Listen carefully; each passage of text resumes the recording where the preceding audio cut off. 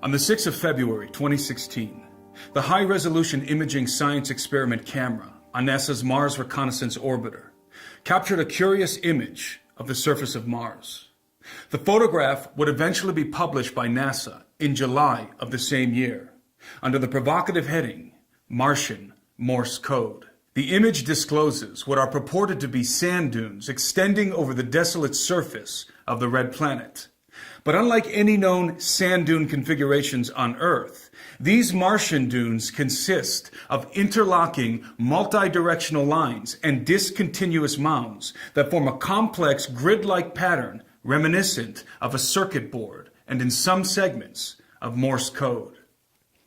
As soon as the image was published by NASA, in what appeared to be a coordinated response, nearly every major news outlet in the United States and many others around the world ran the story with sensational headlines heralding the possibility of intelligent life on Mars. Paradoxically, after provoking the commotion in the first place, NASA roundly denied the notion that the Martian sand dunes were anything more than a naturally occurring topographical phenomenon generated by bidirectional winds. However, since no precedent for such a complex sand dune configuration exists on the Earth, NASA was forced to admit that they cannot fully explain how the so-called Martian Morse code was actually created. I believe that a precedent for such a phenomenon does in fact exist on the Earth, but not in the form of sand dunes and not naturally occurring. In 2008, the late researcher David Flynn published an article entitled The Geoglyphs of Tiwanaku.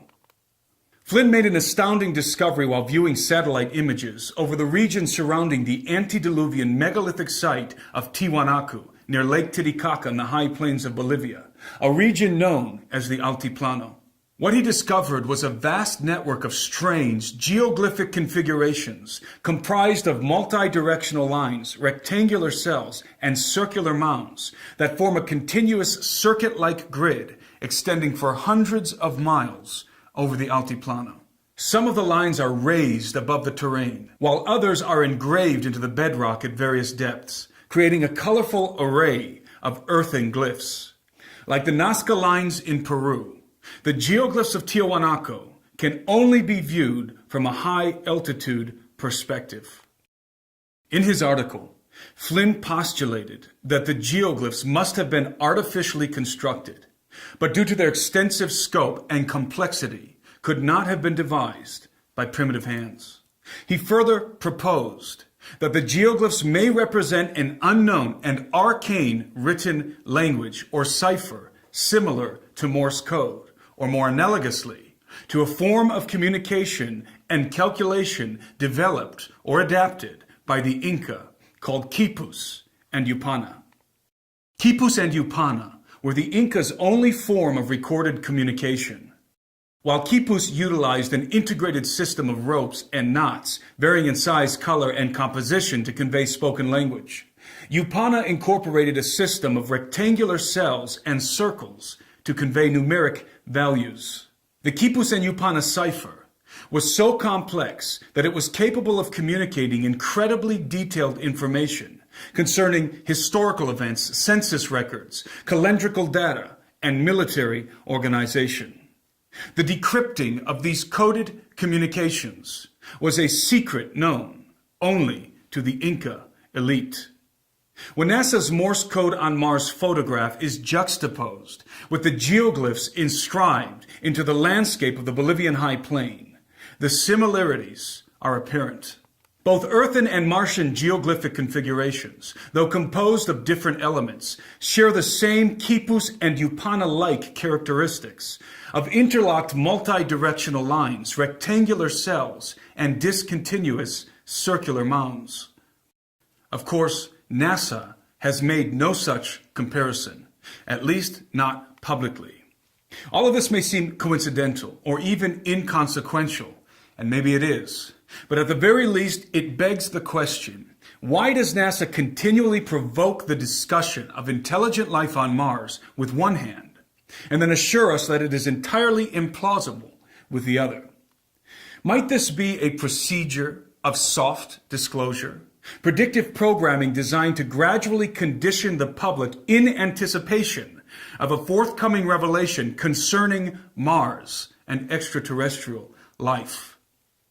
Whatever the case, the indisputable reality is that, whether intentional or not, the world has been thoroughly inculcated with the idea of extraterrestrial contact.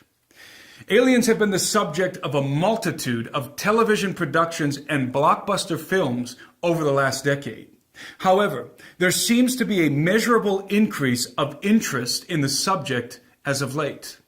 Dozens of films have emerged within the last year alone featuring alien-related content.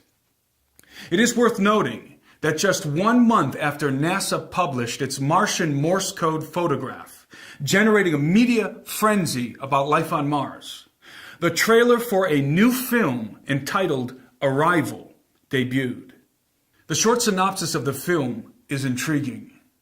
A linguist is recruited by the military to assist in translating alien communications. Again, this may be entirely coincidental, but it follows on the heels of other conspicuous intimations. In November of 2015, Pepsi Studios, a film production company subsidiary to Pepsi Corporation, published a short film on the internet entitled Black Knight Decoded. The film plays on the popular legend of the Black Knight satellite, an alleged ancient object of extraterrestrial origin, which has been orbiting the Earth for thousands of years. The object is said to have been discovered in 1899 by Nikola Tesla, and its existence confirmed in a photograph published by NASA in December of 1998. Pepsi's Black Knight Decoded film imagines a scenario in which radio transmissions emanating from the Black Knight satellite are detected and decoded. The message is portentous. We came to you many thousands of years ago, when your civilization was young. You have grown quickly and efficiently, but you still have so much to learn. If you want us to return, On the night of your next full moon, the people of Earth must show us they are ready. We will be watching. There are many good videos online breaking down the suggestive content embedded in this Pepsi production. So I won't be decoding the film myself in this analysis, except to point out one cursory detail. The voice you heard heralding the extraterrestrial message to mankind from the Black Knight satellite belongs to music icon Usher. The reason I highlight this seemingly trivial detail is because it signals what I believe to be the occult endgame of an ancient conspiracy, which endeavors to literally usher in the return of ancient extraterrestrial gods and to resurrect their antediluvian empire that was obliterated in the waters of the Great Flood. The most influential institutions on Earth, such as NASA, Hollywood, multinational corporations like Pepsi, and most significantly, the Vatican, seem to be engaged in a coordinated campaign of incremental acclamation, preparing humanity for the arrival and reception of its alien saviors. The last installment of our True Legends documentary series, Episode 2, The Unholy Sea, unpacks this startling reality in great detail. Finally, it should be noted that the UFO phenomenon continues to burgeon.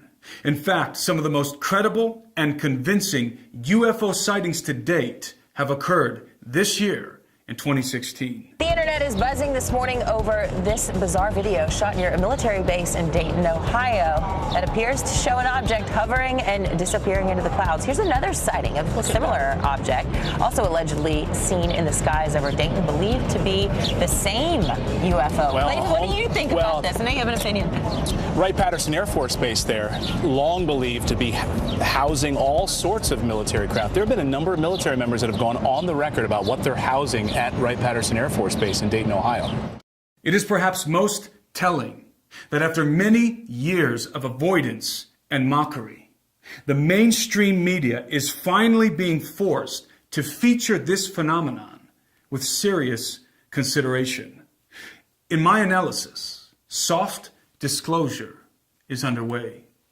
If you have not yet seen our film, The Unholy Sea, I highly recommend that you do. Many are calling it the most eye-opening documentary they have ever seen. You can find the link to access the film in the description below. For those of you who have not seen the film, I'll end this video with the trailer for True Legends, Episode 2, The Unholy Sea.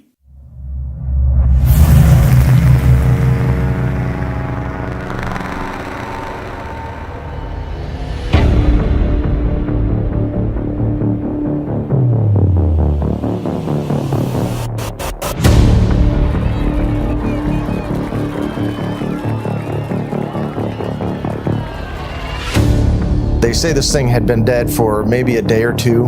We estimated his size at approximately 12 to 10 feet tall. The giant killed the first team that they came across. He was extremely big and fast and agile for a guy that size. The popes and the agents of the Holy See have known about the giants for many centuries. And do you believe that they have artifacts from the past that would help explain some of what's going on? Absolutely sure. The Vatican knows all the secrets.